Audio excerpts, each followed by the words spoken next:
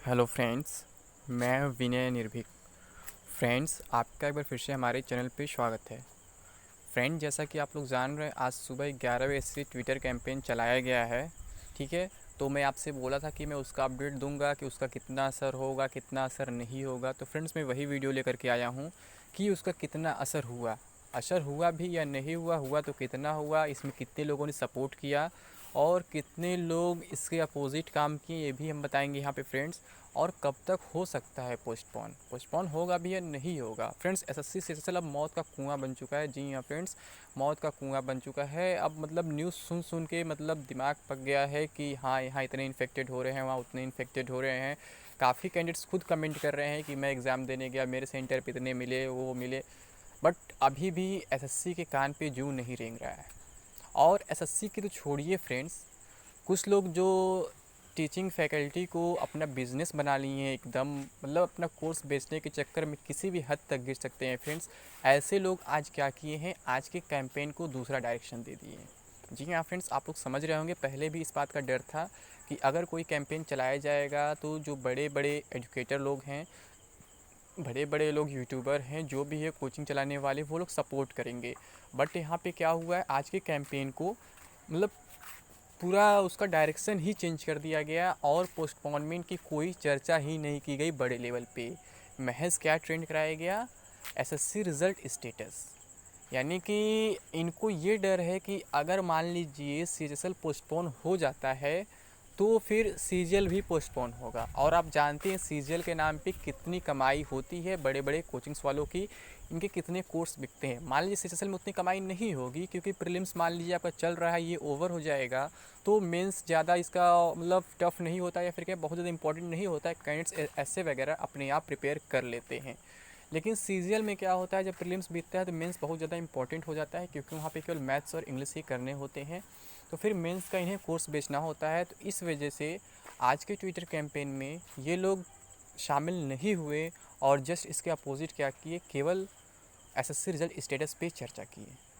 तो फ्रेंड्स, आप समझ सकते हैं कि मतलब कि ये कोचिंग का धंधा मतलब कितना बढ़ चुका है। और इसके वजह से लोग ये नहीं ध्यान दे रहे हैं कि कैंडिडेट्स के लाइफ के साथ क्या होगा, और अगर वो रहेंगे तभी तो आपका कोर्स खरीदेंगे। आप सिचुएशन नहीं देख रहे हैं कि सिचुएशन कितना क्रिटिकल होता जा रहा है। एक तो एसएससी जो है मतलब उसके कान पे जूं नहीं रेंग रहा है, और आप उल्टे क्या कर रहे हैं कि कैंडिडेट से सपोर्ट करने के बजाय केवल कोर्स बेचने के चक्कर में पड़े हुए हैं और केवल रिजल्ट की चर्चा कर रहे हैं अपने ट्विटर कैंपेन में कि रिजल्ट क्यों नहीं जल्दी जारी किया जा रहा है। आपने ये कैंपेन चलाया, बहुत अच्छी बात है, रिजल्ट क्यों नहीं जल्दी जारी किया जा रहा है।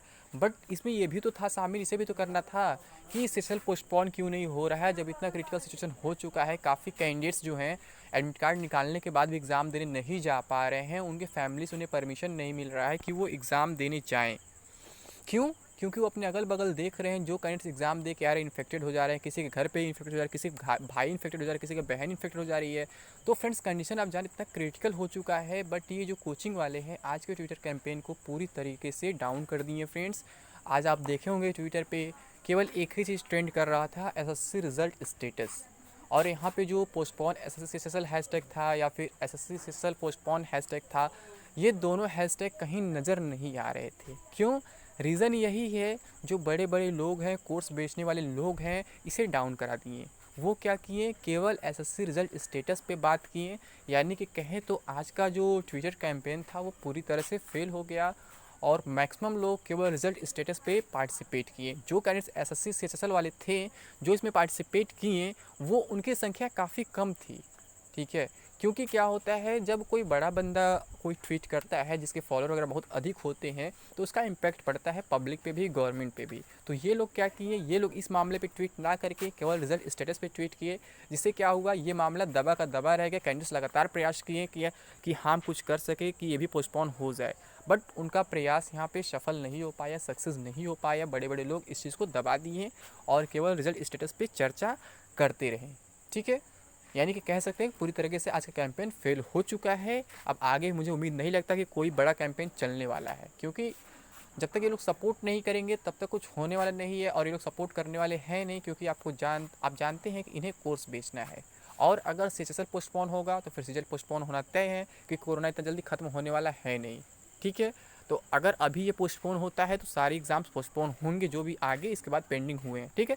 तो यहाँ से क्या है फ्रेंड्स, इनको डर है कि हमारा बिज़नेस डाउन हो जाएगा, हमारी कमाई नहीं हो पाएगी, हम अपने कोर्स नहीं बेच पाएंगे, ठीक। तो इस वजह से इन्होंने इसमें सपोर्ट नहीं किया और आगे भी उम्मीद है लोग सपोर्ट नहीं करेंगे। यानी कि मैं आपसे यही कहूँगा कि अब आप भूल जाइए कि किसी ट्विटर कैंपेन का असर पड़ने वाला है या फिर आप किसी ट्विटर कैंपेन के माध्यम से गवर्नमेंट तक या एसएससी तक अपनी बात पहुँचा सकते हैं, डीओपीटी तक अपनी बात पहुँचा सकते हैं।